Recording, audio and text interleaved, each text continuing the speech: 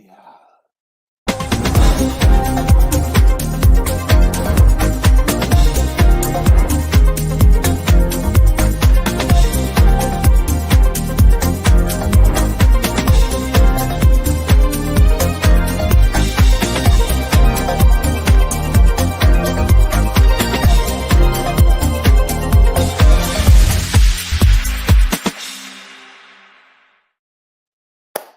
Good evening, good evening, good evening, everyone, and welcome to a new episode of He Said, He Said, He Said, a look at the world from a seasoned Black man's perspective. I'm your host, Alvin King, and again, welcome to our show tonight, everyone. Happy holidays to everyone. I hope you're doing good and you've had a great week. Our special guest tonight, ladies and gentlemen, we have a great show for you, and we have the incomparable, groundbreaking actor, musician, composer, historian, horticulturalist, Michal Conner. And you know what? I've been practicing that, you guys, because I have a heavy tongue. I know that's a bit TMI, but I just have to let you know I needed to say our special guest's name correctly. He is here with us tonight, and we are so excited about that. Also, our show tonight, we will be talking about everything from the historic Respect for Marriage Act that took place this week to new movie releases in theaters and on TV. And we will have a conversation about suicide prevention following the sudden death of Stephen Twitch Boss. We're going to talk about it all tonight, ladies and gentlemen. And whoa, it has been a heavy week. So again, thank you all for being here. I was thinking about something that I could do for all of you tonight, being that is the official week or last week for Christmas shopping.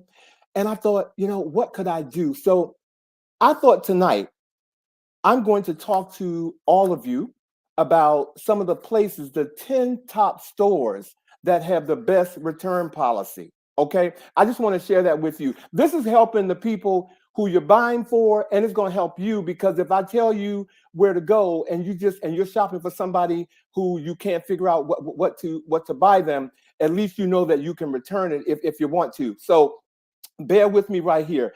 The top 10 perfectly creme de la creme stores for returning items, ladies and gentlemen: American Eagle, Bath and Body Works. Bloomingdale's has a so accommodating return policy, but they do have a caveat. Bloomingdale's says that you can return it for a credit or anything, but it has to be salable, in salable condition. So otherwise, don't wear something to a Christmas party and think you're going to take it back to Bloomingdale's, because they're not going to take it. Costco, IKEA, Nordstrom's is like one of the best stores. Their return policy is like incredible. And Target, they are the number, that is the top 7 places that have an amazing return policy. And then you have Macy's and Walmart and Amazon. Of course, Amazon. Please call or check, before you buy something, so you can get, exactly what their return policy requires. Hey, Monica, thank you for joining the show. Thank you for the compliment on my bear sweater. Thank you for being here. And ladies and gentlemen, we again have an action-packed show, so I want to get on with it. And before we do that, I want to ask you, are you guys ready for the chat? Well, I hope so.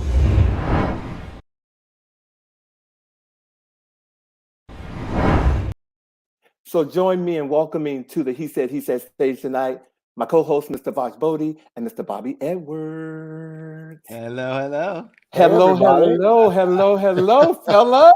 Hey, how are you? Wonderful. We're looking kind of coordinated tonight. Look at this, with Vash in the middle with just the solid black there. We've got, this is. He's heard that before. Yes, I have. Because we all get together every now and then for parties and stuff. So he likes selfies. So yeah, he's heard that before. And our image is the 3 of us together, and I'm always so distracted by that. I'm like, who are those devastatingly handsome men? I'm like, oh, that's us. It's us. How you guys doing tonight? TGIF, gentlemen.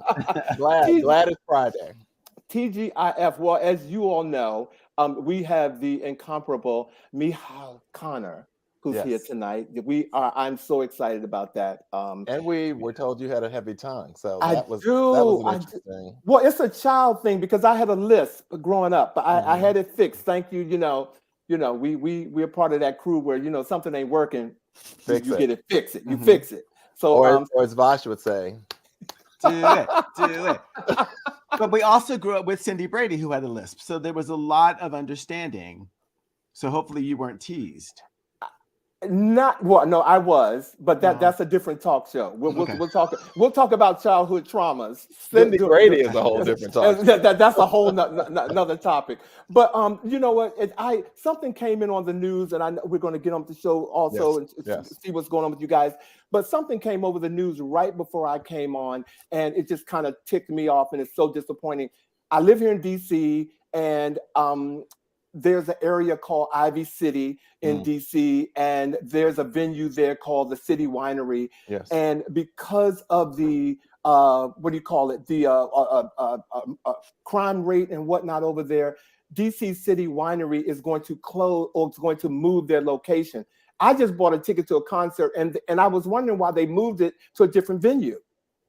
And they're moving to a different location because the crime rate is so bad, and it just really that's very disappointing. It's very disappointing. It's a great location, great venue, great. That's very sad. Now we haven't discussed this. I swear, I know our viewers may not believe we haven't discussed this, but I recently bought a ticket to a concert and found out that they were moving it to the Howard Theater. Is that is the one that okay. I got my notification as well. Okay. And so I didn't want to. Is it in January? It is in January. A female singer? A female singer. Shantae Moore? Shantae Moore. Okay. Yeah. We're going to the same concert. We're going to the same concert. So, yeah. And so, no, I just found that to be disappointing. And, if you live in the D.C. area or wherever you live, it's just so disappointing that crime rate is so out of control that a whole establishment has to pick up and move so that it can make, so patrons feel safe. It can do business. And so it's just stop it. I wanted to stop. So I'm sorry. I didn't mean to bombard our conversation with that, but it came in right before we came on, and it disappointed me so. So anyway, how's you guys' week been? How's your week been? Great week. Busy week at school, but also I had a really, really special opportunity this week that I wanted to share with our audience this week as well. It was this week that President Biden signed into law the Respect for Marriage Act, which is repealing DOMA, the Defense of Marriage Act. And the law that was signed on Tuesday, I had the incredible opportunity to be present on the White House lawn to see President Biden sign this bill into law. And what's most important about this bill is that it requires the government and all states to recognize and validate same-sex marriages, interracial marriage, and religious freedoms. So, there I was with thousands of others. Cyndi Lauper sang "True Colors." Sam Smith showed up and sang "Stay with Me." I saw Don Lemon reporting on CNN just a few feet from me. It was a very, very special moment in a lot of ways, but most importantly, as a gay man who grew up in Washington, D.C., a little black gay boy who could have never have dreamt, who could have never imagined standing one day on that White House lawn, seeing the President of the United States sign such a law that affirmed love in the most broad sense, and certainly including mine. It was truly an incredible moment. So I'm glad that I was able to take a couple of shots and share it with you guys this evening. Well, thank you. I'm just a bit disappointed that I work across the street from there, and though I wasn't invited, the fact that I was at work and you didn't call me to go to lunch, but I saw all of you over there, but I had work to do in my office. But Bobby, thank you for sharing that. No, very in all seriously. Very historic. I'm glad that you were a part of it and could share that with us. That's pretty amazing. My joy. And I'll call you the next time I'm on the lawn of the White House. Would you please? Because I do give good lunch. Okay. I really do. So I don't know. Have you guys heard? I mean, this week there's or the next couple of weeks, a lot of new movies are coming out, ladies and gentlemen. Yep. And so one of my favorite of all times is Avatar. Avatar, the new movie, Avatar, The Way of the Water is coming out. I don't know if you guys are into this. Avatar, have seen it before, but the first one was absolutely incredible, and I'm really, really looking forward to catching that. So that's a new movie that you all can see over the holidays. Absolutely. Go ahead. I'm sorry. No, I was going to say, I saw the first one and I loved it. But when I go see movies like Avatar, I have to really go all in. So I get like the, 5D, multi-sound, surround sound. Like I want the whole experience when I go see something like that. Well, make sure you take your Lysol and spray the chair too, because that's a new thing we got to do now if you're going to the movies. Oh, I don't sleep on it. We're still in. Look, the pandemic. No. I agree with you. It was the top story on NBC News tonight. This triple threat of medical issues that we need to be cognizant of. So I'm right with you. I may not take a can, but they do have those packets of wipes, so you can. I'm a little bit country. I take a can. Oh, so I just wear a big old plastic bag with my face out. Plastic bag. And on TV, I don't know if you guys are into this, but I have been into Emily in Paris. I am just a diehard Emily in Paris fan, and I'm sorry, the fashion. I was going to say it's the fashion. It's got to be the fashion. It's the fashion and the acting, the storyline is like really cool. So for all of my Emily in Paris fans, if you haven't seen season 1 and 2. Look at that before you see season 3, but it is absolutely incredible. It's one of my top picks. And the best man's returns is coming back, and I have to tell you, these actors look good. The final chapters, yes, they look incredible. When you think of how many years have passed since the original Best Man, they're holding up well. Absolutely. Did you all see the first one, Vash? Did you see them? Did you see the first one? No. You know what? I need to come and take you out. Okay, I really. I don't watch very many stories about heteronormative love. I don't like the cliche of it. So he doesn't go to the movies. I don't watch a lot of stuff. So he doesn't go. Like it's about a wedding, a heteronormative wedding. No, I don't feel like. Yeah, I don't really watch movies like that. Okay, well maybe you'll want to dance with somebody because next week. Now that was a transition. Okay. There you go. I am impressed by that. That was cute. Well, next week, the new Whitney Houston movie comes out that's produced by Clyde Davis himself. Yep. And I am really looking forward to this. There's been a whole bunch of Whitney Houston movies, yada, yada, yada out there. But I'm looking forward to this. How about you guys? I'm very excited on a variety of reasons. One of them being one of my classmates from Howard, Carla Bone, giving her a shout out, is the head hairstylist for this movie. Working on all the Whitney do's and all of that. So I'm very excited. Yeah, that's exciting. Come on, Carla. Well, I don't think she looks anything like Whitney. And that's distracting to me. But it's about who does? Who has played her? Who does? There have been other movies about Whitney? Yeah. You know what, ladies and gentlemen, his name is Vash. I work a lot. And when we're working creative content, sometimes it's difficult to excuse me. How you doing, Blue? Blue, thank you for joining us tonight. His name is Blue. Vash. So are you guys ready? Excuse me. To get on with the show. Vash, you choke me up sometimes. Literally. You really do. So if we're ready to get on with the show, ladies and gentlemen, I want to tell you a little bit about our special guest. Michal Conner is a world-renowned actor, singer, and composer. He travels extensively throughout North America and Europe, sharing his rich vocal repertoire. In fact, he has just returned from Japan, and we hope to hear about that trip on the show tonight. Absolutely. Michal's performing credits include featured performances on Broadway in shows like the Tony Award-winning productions of Ragtime and Showboat, soloing at presidential events and for the Archbishop Desmond Tutu, and being one of a very small list of Black actors to guest star on the hit #1 TV show Friends.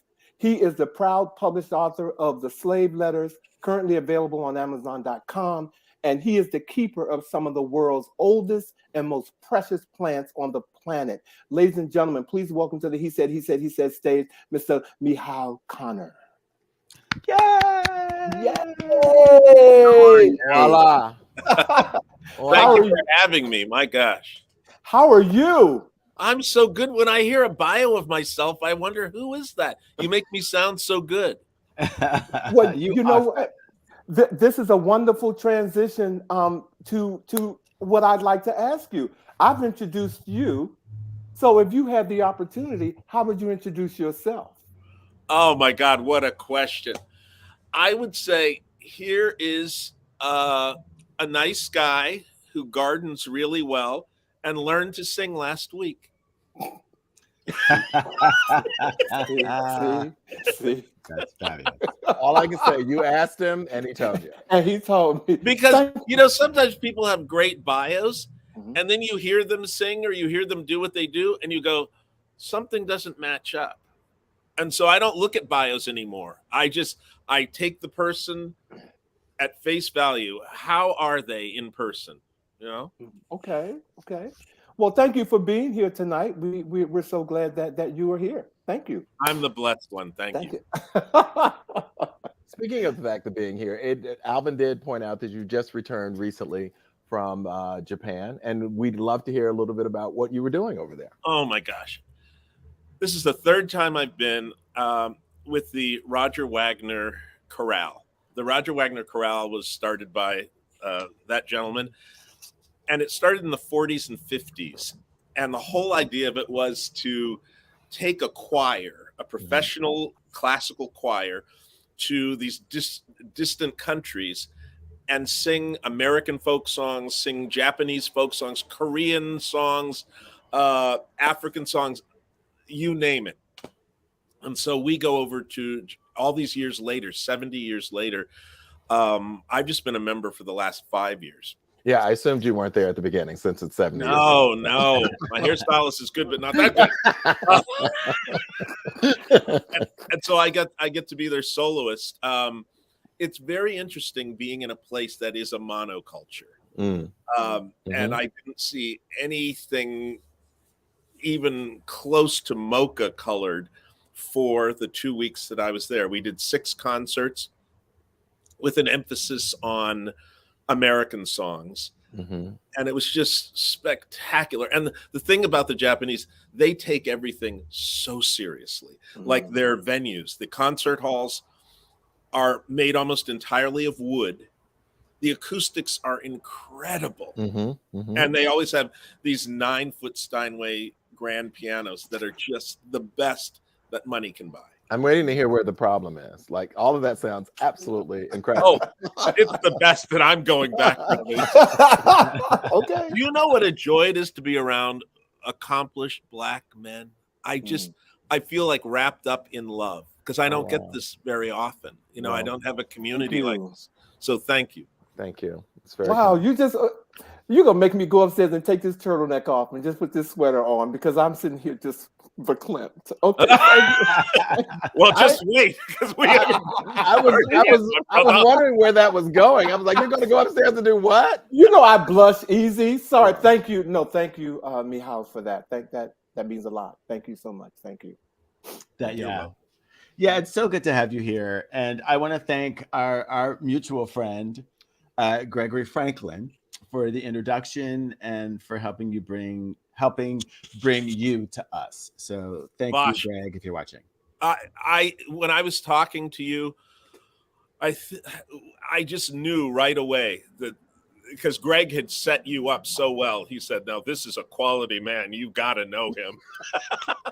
And he said the whole team was just somebody to fall in love with, and so I'm a grateful somebody. He doesn't look like a pimp, does he? No, he doesn't. Yes, he does. He kind of does. When you look at his shoes, Gregory is a pimp.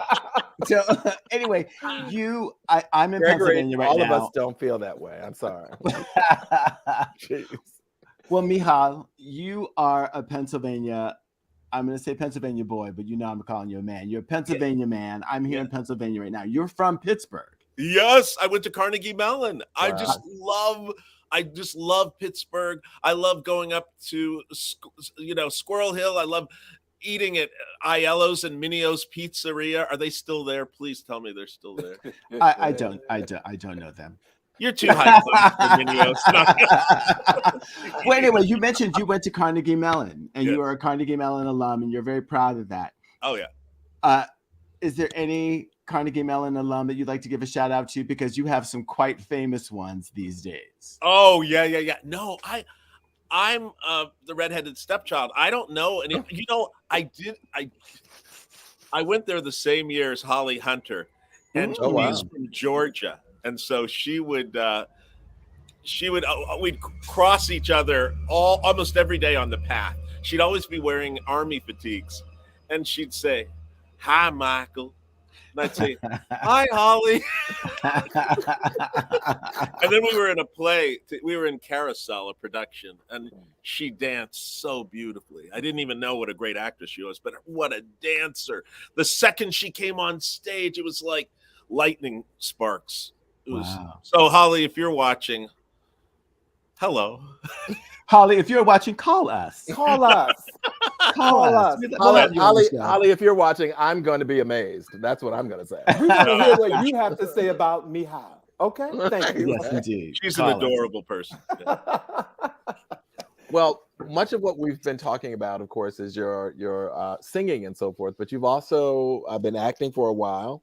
I was totally taken back when they told me that you had appeared on Friends, because I was one of the Black people who actually watched Friends and so very seldom saw a Black or brown face and wondered how could it be in the city of New York that.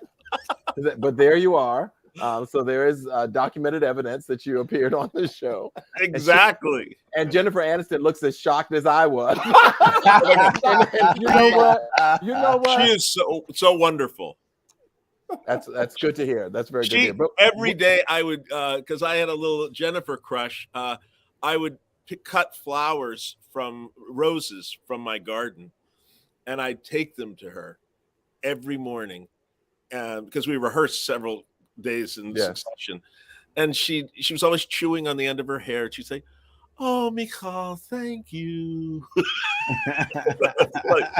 What a wonderful woman. I'm going to assume that she didn't receive fresh flowers. I'm assuming she didn't get fresh flowers every morning, so that was a good thing. Brad was not doing that. Brad was not doing that. No. But I did want to ask, when did you start? Like, when did it all begin in terms of that performance bug for you?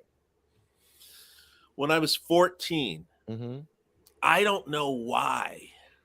I realized I wasn't going to be a concert pianist because I would make all these mistakes, no matter how hard I try. I had some childhood trauma. Somebody mentioned childhood trauma, and I know this is not the show for.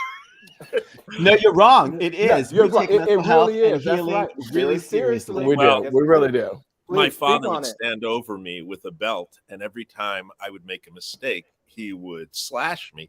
And so after a while, even though I took 20 years of piano lessons, I get near a piano and I get triggered and I start shaking. Wow. And I'm a grown-ass man, and yet still the power of all those years ago being called a goddamn idiot or a goddamn retard. It's hard to forget. Absolutely.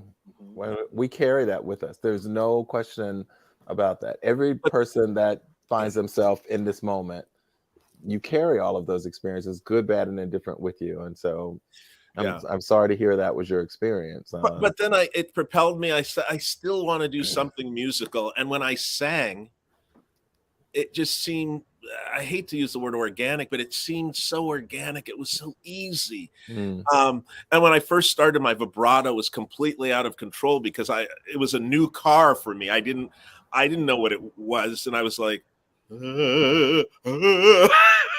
but then I learned how to regulate a few things. And that's my story, and I'm sticking to it. Thank you. Thank you for sharing. I want to interject. Thank you for sharing that moment of I'm going to say little Michal, okay, and your experience, because it touched me. And growing up, I had a similar experience with my father, and telling me things like I wasn't good enough, and I didn't even know what the word gay meant. I was just Alvin being Alvin, and so you touched on something tonight, Michal, and I want to thank you for sharing that part of your personal story with us tonight. I appreciate that. My deepest pleasure. You know, I had told this, I think, to Vash, who I think I told you I love now. He's just such a mensch. And my grandmother, maybe I shouldn't talk. My grandmother was this wonderful Christian woman, and she would see me running up to her, and she'd say, "Oh, there's Mr. Mike with the distinguished voice." I was 5 years old. So how she called this out of me, she somehow turned me, because no one else, no 5-year-old has anything special. And yet she saw something that I would become. No one else did. I was invisible. And so I will ever and always thank this wonderful, portly woman who died way too soon. Wow. Well, the thing is, what a special woman, first of all. Yes, and absolutely. You're so incredibly talented. I cannot imagine that was not seeping out of you at the age of 5. Grandmothers are really amazing and wonderful people, but they also see you, and they see you clearly, and she saw you, and you are a living testament to her wisdom, her love, and her genetics. I'm sure that she knew someone somewhere in her lineage that had what they gave to you, and cheers to her for bringing it out. Oh my God. I if it hadn't been for her, I would not be here. Her mother, Amanda Wiggins, lived with us in our house. She lived to be the ripe old age of 96. And Amanda Wiggins, who was my grandmother's mom, Amanda's mom was a slave in Virginia. Wow. And she would sing these songs to me. And at the time, I didn't know. I didn't really hear, because I was singing my French and German and things I learned at CMU. And she'd scream out to my mother, "Ruby, what's this boy singing?" But she loved it. She loved it, and she loved me. And I think somehow they set these seeds, these time bombs that went off at the right time. Because I have run like a lot of classical male artists who are African American. I've run.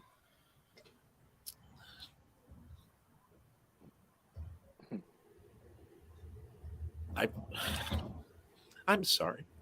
Hey, we are here for you. You do your thing. There is no need to apologize. Heritage, in a way, because people will come up to you no matter how good you are, and you'll be singing a Verdi aria, or you'll sing some Fauré art songs, or Schumann, or Schubert Lieder, and they'll come up and they'll say, "You know any Negro spirituals?" And so you're not allowed to be a classical artist. You're always a black man who's aping their culture, and it's just sometimes it gets to be. So I know a lot of my fellow classical artists who will not sing our heritage songs. They won't sing "Go Down Moses." Sometimes I feel like a motherless child. Peter, go ring them bells. Swing low, sweet chariot. And it's in my voice, whether I tried to run, but I couldn't hide.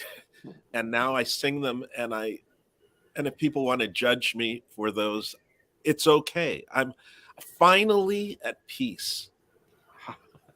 And that's important. Absolutely. That is very important. I have a question for you. So there was one black singer who sang the song "Mammy" and got a lot of flack for that. Have you ever been asked to sing that? And if not, would you?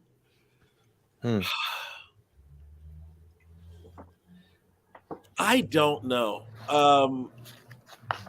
When I go to Japan, the Roger Wagner Chorale is very famous for singing Stephen Foster songs. So we sing a whole 4 or 5, a whole set of Stephen Foster songs, and they're very offensive. The first time I went, it's "The sun shines bright on my old Kentucky home. 'Tis summer, the darkies are gay." Well, aren't they? Oh Lord! But one day I became so enraged, and I was like, "God damn it! The darkies aren't gay." Right. These are people.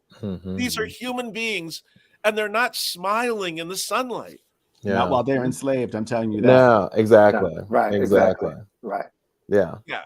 I'm a slobbering mess just thinking about the indignities and Absolutely. the inhumanities. Yeah. And I hate for people to class me or label me as an angry black man, because I'm not angry. But when I think about it, and I feel like I'm in a safe circle right now, people don't even understand what we go through and the paths we walk, and we have to be so careful not to offend white sensibilities. Yeah. We always have to be careful. And they always say, well, as long as there's no violence, when white people want something, whether or not it's violent or not, they go and take it. How about that? How about that? That's a word right there. Okay. I think I veered off. I think that's a word. That is a word. You know what? Because I can't give you the tissue that I think you need right now, where you were getting ready to go. But that was definitely a word. So I'm going to switch gears a little bit and ask you another question. No. You've been in some amazing shows on Broadway. What was that experience like? Oh my gosh. I got to be Booker T. Washington in the Wheels of a Dream. Sorry, Ragtime, the show Ragtime. And it's an amazing musical. It's the story of this black man, who gets pushed and pushed and pushed. And then he reacts as all white people think we're going to react, with violence, and terrorizes the city. And then they finally put him down like a dog. But the music is incredible. And I got to be Booker T. Washington, and I really respect his whole ethos and what he brought. I became a minor Booker T. Washington scholar, and I read his book, Up from Slavery. Here's a man who went through slavery and then became a celebrant. He started his own university. So that was a fantastic thing. And then when I was in Showboat, the music of Showboat is just incredible. It's just, and singing Old Man River is a remarkable experience, because I can never get through it without remembering my lineage, who I am.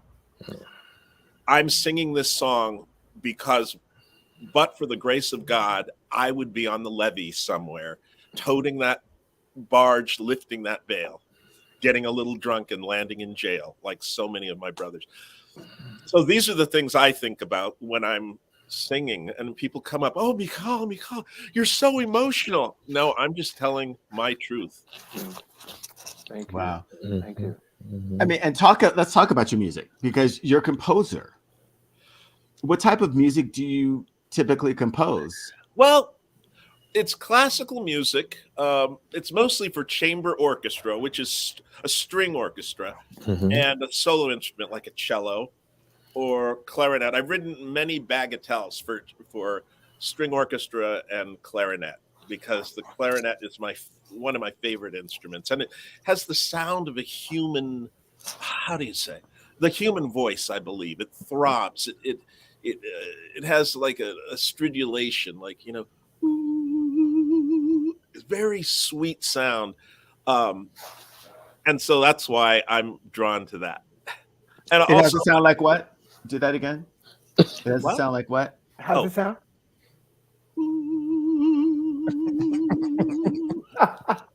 are you Vash- mocking me, Vash? Are you? No, I'm loving it. I just want to make sure that people heard that because that was fantastic. Oh my It was God! fantastic. I can feel it. I can feel it. Okay. Well, I mean, songs when I got this young man a job on the. I hope he's not watching because this is going to call him out. He's a young white boy.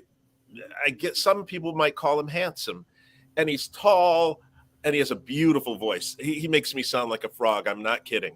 Beautiful voice, but there is no expression at all. So he did it his job one day in rehearsal, and he sat down, and I just turned to him, and as gently as I could say, I was like, when are you going to open your heart and let these emotions course through you? Because otherwise you're cheating the audience.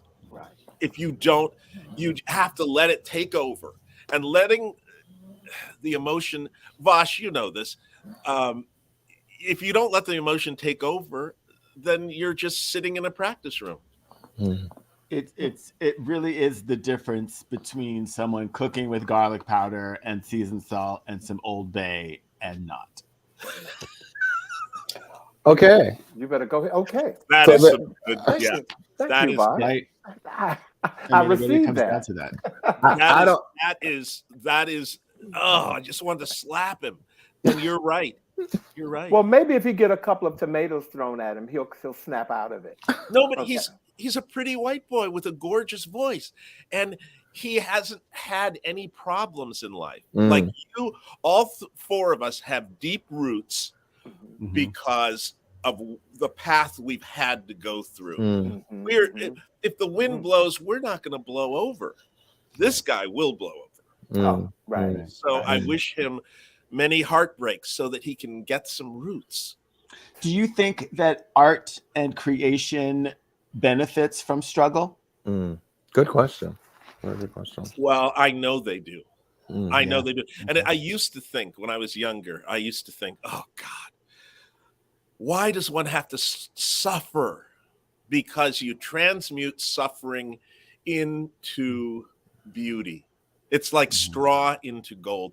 It's like the way of suffering is the path, Buddhists say, I think. And anyway, maybe that's why I became a Buddhist. Well, I want to acknowledge a gentleman by the name of Sam Amer. I've never seen Sam before, so welcome to our show, Sam. Welcome, Sam. So welcome. He said the classical is problematic as it is located in a white ethos. Jazz is classical music too! Exclamation point. Yes, it is. Is that something you could speak to? Okay. I try not to judge other people's paths. I try to do what I'm doing and keep my blinders on and just one step in front of the other. And the music I write, I consider classical. I don't think it's jazz. I don't think it comes from that white ethos that she spoke about.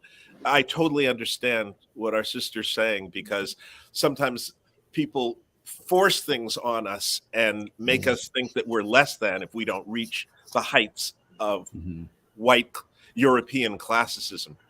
But blessings to the people who care about this show and who tune in and engage their hearts and minds, because that's what we need more of. Thank you. Thank you.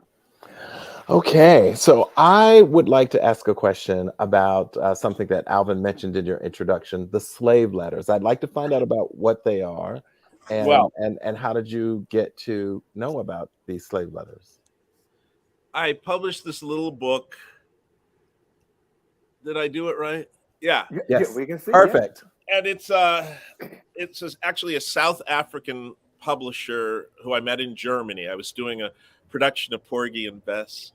A fantastic work. It's an all black cast except for one non-singing role, which is white. And somehow I found these letters in the Smithsonian archive.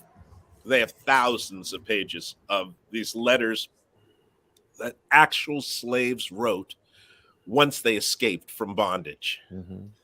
And so I did the Germans love the story of the enslaved black man. I don't know why, because they're tone deaf when it comes to the story of what they did to the Jews. But you know, who knows why they also love the story of the noble savage, the Native Americans, but they ignore what's right in front of them. Anyway, as is common with some societies, to not own what is happening within their own purview and have judgment of others. So, I know when the Black Lives Matter happened, a lot of very rich white friends of mine called me up and said, "Is this a thing? How can I help you?" They had no compassion. They just saw me as successful, so this didn't really appeal. Didn't touch me in any way, and I was like, "No, it does touch me."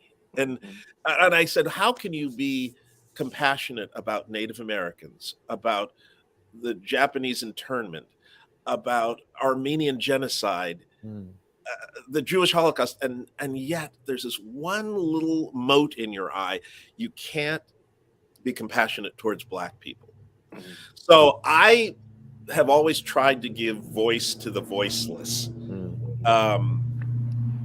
And when I found these letters, I did a concert of them on a German radio station. It was so long ago, I don't even. But it was wildly popular. And there was a famous novelist, and he would read the letters of the slaves that I transcribed, and then a friend translated them into German, and then when we published the book, translated it back into English. So there are a few errors, but and then I would sing one of the slave songs in between the letters, and I called this production the Slave Letters. And so now I do it when because I'm only allowed to do it in February. But, I wonder why. We get 1 month.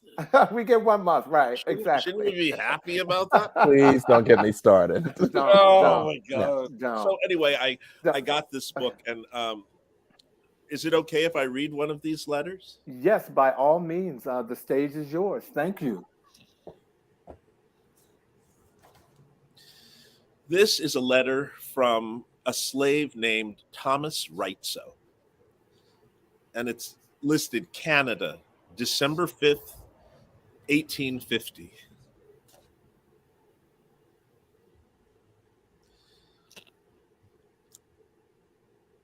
I escaped in the night when the moon was gone away, and there were no eyes to see but God. And it was through him that I made my escape.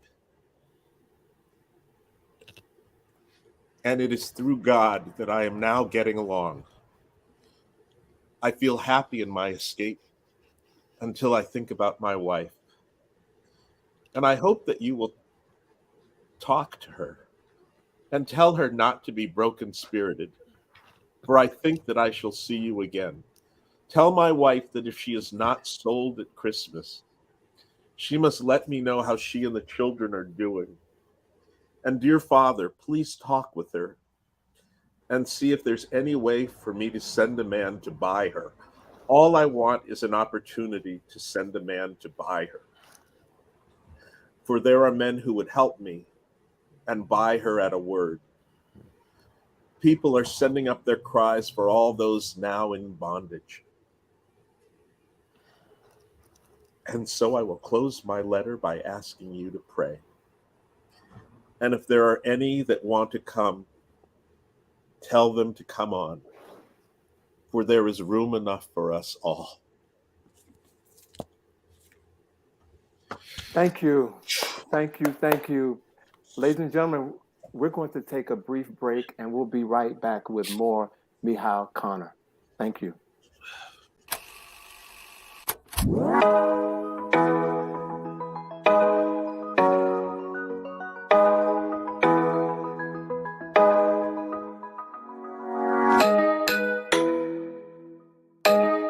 This is Karine Jean-Pierre, White House Press Secretary, and I am thrilled to celebrate the 82nd anniversary of NNPA and the 195th anniversary of the Black Press of America. Congratulations to Dr. Ben Chavis, Chair Karen Carter Richards, Stacy Brown, and the entire team on your continued leadership. It is because of what you and the NNPA publishers do each and every day that Black voices are amplified across the nation, and I look forward to working with you for years to come.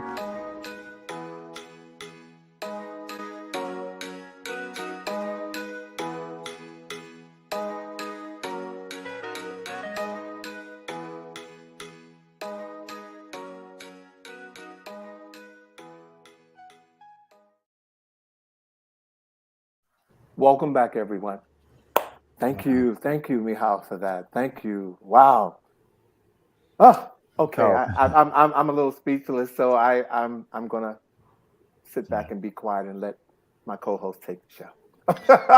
Well, Michal, yeah, that was a really fantastic reading. Thank you so very much for sharing. Thank you so all very that. much. Beautiful. Oh, my pleasure. Another aspect of your personality that we would like to explore is the fact that you have a love of plants. How did this come about? Well, my father, my granny would say to me, "The taint's in the blood." She'd have this very intense look on her face. And he was a brilliant gardener. Mm. And so I got the same gift. I swore to myself that I would not beat people who walked on my grass or who plucked a flower like he did. And he was in jail a couple times and he's a university professor, but he was in jail for beating the paper boy multiple times because they dared. Oh my gosh, that's Hymanthus deformis. This is one of the we've jumped into the plants. So let's talk about, because these are some of the plants that you care for. So let's these are my babies. This is a rare plant called Hymanthus deformis, and it's called deformis because it looks like a vagina when it's just the flower is just emerging. Mm-hmm. And you see the flower down there? Doesn't it look familiar? Yeah. When I saw that, I'm glad you just described it that way, because when I looked at it before the show, I just kept moving and said, "This is a beautiful plant. I want to see it in person one day." So thank you. Wow, I'm glad you just described it. Carry on. And this is from the Western Cape of Africa. This is where all the rarest bulbs happen in the wild. And this one, I had to pay $300 for this little bulb. Wow. But it's worth it because look at it. It's definitely a conversation piece, no doubt. Yeah. It's like no doubt. That movie Crazy Rich Asians. I should have a party whenever Miss Vagina blooms every year. You know? Yeah, you should. Hallelujah. Yes, you did. Yes. Okay. So we see the next one. Oh yeah, and this is the bigger sister of it. And that flower, I got to pollinate that when I get home. Get the paintbrush in there and just. You just do the work that the bees do, and soon I'll get seeds. Mm-hmm. I mean, just a small one, they cost $75 just for a small, ugly one. So are you saying that this image that we are seeing now is just the blossomed version of what we just saw? Are they? Yes. This is an older, this is when the flower has come out more. Yes. Hallelujah. Wow. Let's keep moving on because we have another. Yeah. Now this is one that's on. I guess you got this from the internet. This is a beautiful one too. Again, Hymanthus deformis. The same plant. Yeah, and this is an aloe, a rare aloe. It's called Aloe palanzii, and this is from deepest, darkest South Africa. And you see the dinosaur. I was going to say, is that a dinosaur at the base of it? That's a dinosaur because a lot of the other plants are from the Jurassic and Triassic periods, the cycads. Hopefully we'll get to those, and I'll show you one of those cycads. Oh, yeah, that's an Aloe palanzii, too. Isn't that sexy? Yeah, it is. Can you use that for your skin or, put it on your skin? Or No. Aloe vera can be for your skin. You've already got good skin. Okay. but you see, now this is great. Okay, That's he is still stuck on the good skin comment. He's taking the glasses off. He was like, I'm like, keep going, keep going. I was like looking at the plant. He was try it, right, Bobby. whatever. So, Vash, why didn't you tell me they were like this? Why, Vash? Why didn't You you got to tell me? experience them for yourself. Oh, Lord. So this plant is called boophany. Rednecks or hillbillies call it bouphane because it's spelled Boophane. But the rest of us can call it boophany. It's beautiful. And it's like a fan. It's a bulb. And what our people do is they stick their spear points in it since time immemorial, like thousands of years. And it's so poisonous that whatever you hit with it, when you put the bow and arrow, it kills them instantly. It's amazing. Wow. Let's see the next one. Oh, yeah. See, there's one in situ. Yeah. And they're about the size of a basketball. See that? Wow. This is Boophany distica. There's also Boophany hymanthoides. There are only two in the genus. I was going to say, my neighborhood would be so mad with me. This is Narayani. Beautiful. Oh, isn't that amazing? I wait every year for her to bloom. Yeah, she's spectacular. Gorgeous. Stunning. Yeah. What's yeah, next? This is kind of how a different variety looks when it's growing. Yeah. This is more common, but that's okay, you know? Yeah. Let's see what's another one. Oh, okay. This smells like rotten meat, and that's how it gets the flies to come and pollinate it. It's in the Stapeliid or the Asclepidaceae complex. And you see how the leaves are there, it's a succulent, so they're very thick and juicy succulent. And so the flies come and they lay their eggs in the corona, and then they hatch and the maggots start circling around like a hamster wheel. And then they hatch and from maggotry out, and then they fly off. Wow. Isn't that amazing? And the stench is so incredible. So yay, we all need one. Yeah, okay. See, there's another one. That's a good stench. Mm-hmm. No, it's a really bad stench. When he was like, it's so incredible, I was like, okay, am I confusing in my head stench? No. It'll make you hurl a little, like. Okay, there you go. So Michal, we're getting close to ending the interview, and we need to wrap up with you. And we have a few more questions that we want to ask you because I'm in this wonderful place. But can you tell us real quick, how can people get the plants? Is there a way? How can they get the plants? There's this incredible place called exoticsucculents.com. If you go on Instagram, you'll see exotic succulents. He has a lot. He's a friend of mine. His name is Jairo Ivan Antonio Ramirez Vieda.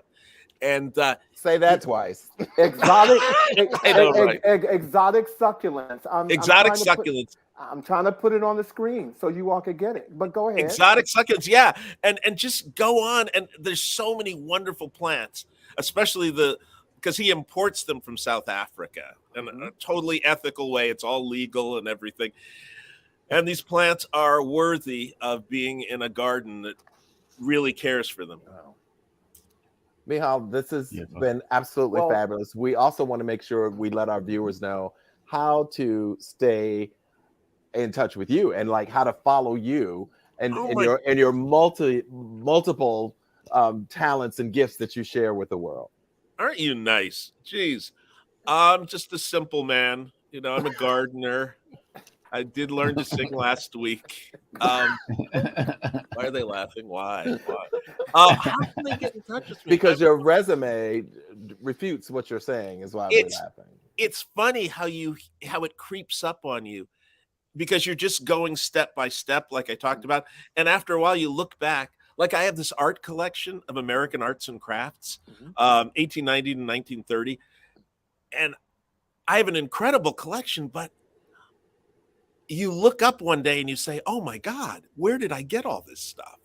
You just get it a piece at a time, you know? It's just like you get a plant, one plant at a time. So I'll put stuff up when I'm on Facebook or Instagram or. So what is your handle on Instagram, for instance? What would someone look to find you on Instagram? It's Michal Conner. Michal D. Conner. And I'll make sure that we put it in our Michal D. Conner. My middle name is Dawson. I will make sure that we do it. Excellent. And, thank you. So everybody can find you. But I'm going to take this moment to say thank you so much for joining us tonight, Michal. It has been a pleasure talking to you. And please don't go away because we're going to bring you back for the end of the show. But thank you again for gracing us with your presence and, I am the blessed sharing one. your gifts. And being color coordinated. That's what I like. Bobby, Vash, Alvin. It's the red and the black thing. You got it. So thank you for joining us. The telepathy was a working, right? Yes, it was. Well, thank you. And we will definitely be back, Michal. Again, thank you for joining us. Ladies and gentlemen, we've had a crazy week. So I want all of you to take a moment and get ready because we need to bring up something very important in the pop-up. Absolutely. Mm-hmm.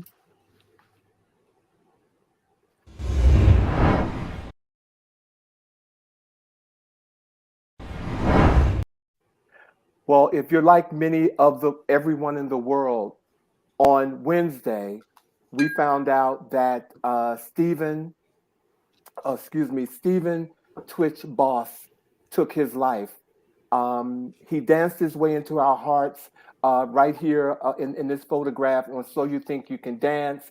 He has been in movies called Step Up, the Step Up Revolution. I think is an image right after this, Step Up Revolution. He has been in, XXL. He's been in the movie. He is also known widely as a DJ on the Ellen DeGeneres show.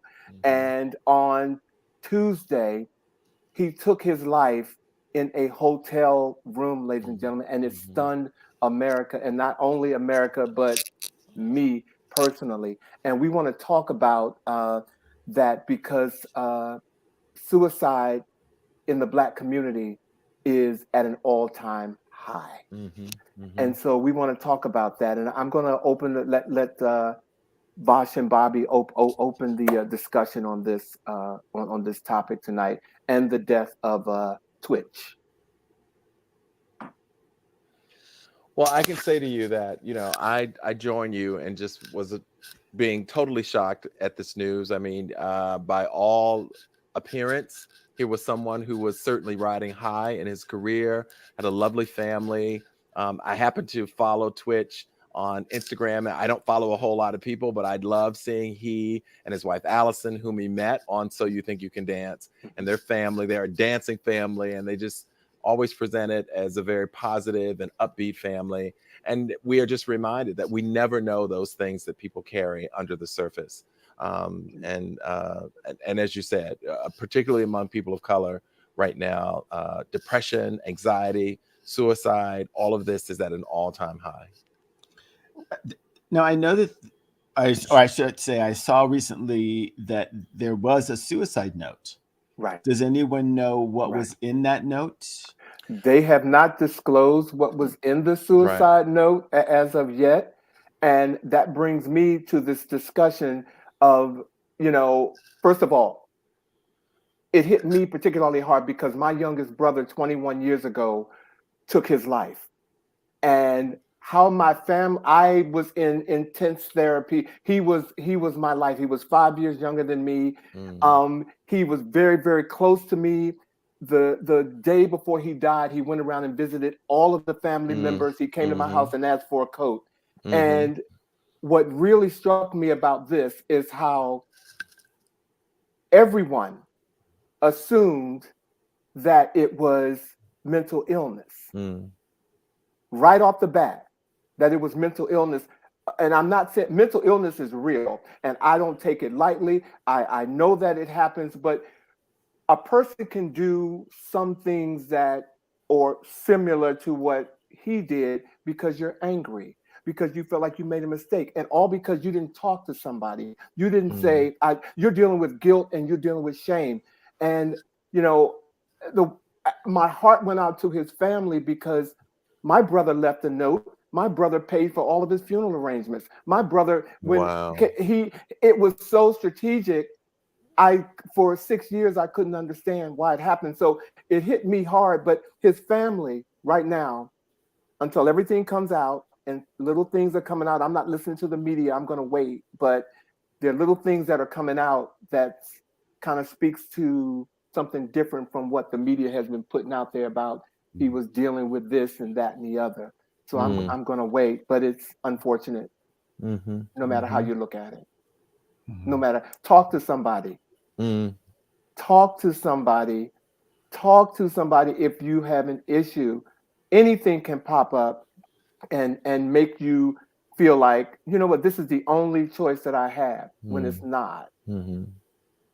Well, it also reminds us to walk the world with grace and to, engage people as best we can. We all have good days and bad days, but we should commit ourselves to engaging people in the ways that we would want people to engage us, and to offer grace sometimes, because sometimes people are just having a slightly off day, and we have to be better about looking out for one another.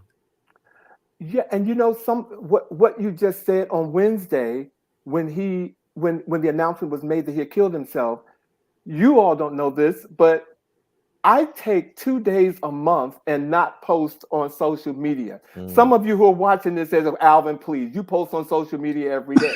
and that, but okay, because I post so much for my own sanity, I have to stop. And so on the day that he died on Wednesday when they announced it, my phone kept ringing from friends saying, have you heard? Have you heard? Have you heard? And it was my no social media day. And so I turned it on and it completely, again, took me into a dark place. I sent a note to you guys and told you I was just like feeling a way that I couldn't express. So, but talk to somebody. Absolutely. Let somebody know how you're feeling. And we have a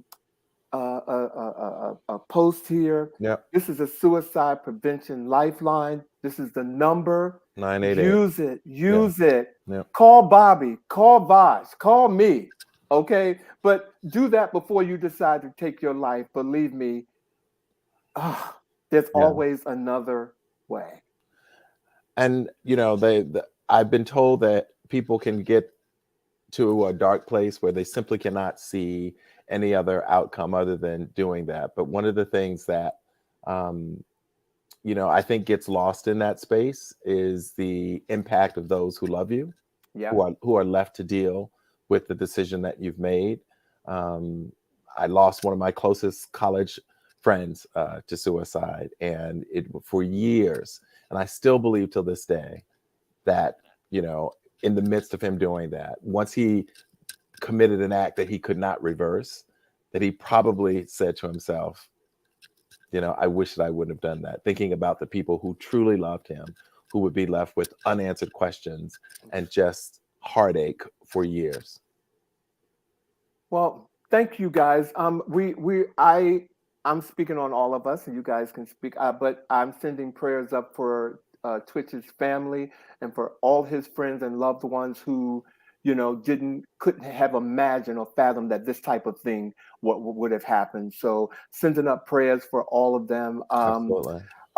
Next week, ladies and gentlemen, thank you, Vash and Bobby. Next week on December the 23rd, we are having our Manage Your Health series.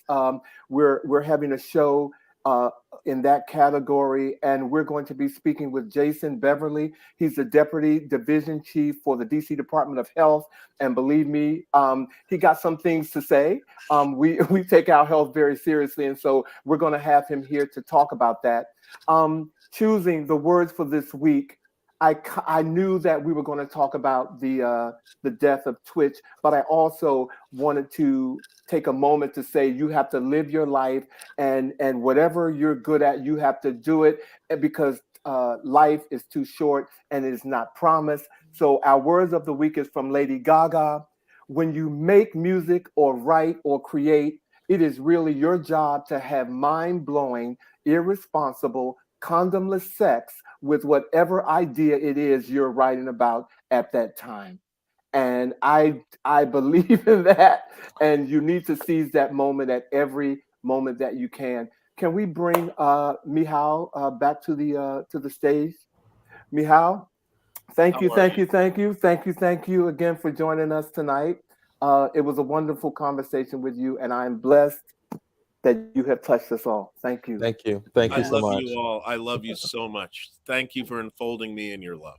Thank you. Thank you. Well, ladies and gentlemen, we have run out of time, and we look forward. Thank you for joining us tonight, and we look forward to seeing you next week on our new episode of He Said. He said. He said. Tell somebody that you love them. Tell somebody that you love them. Okay, Tell thank somebody you, that you Bobby. love I echo that. Thank you. Have a good weekend, everybody. Talk to you soon. Thanks, everybody. Be blessed. Bye. Bye.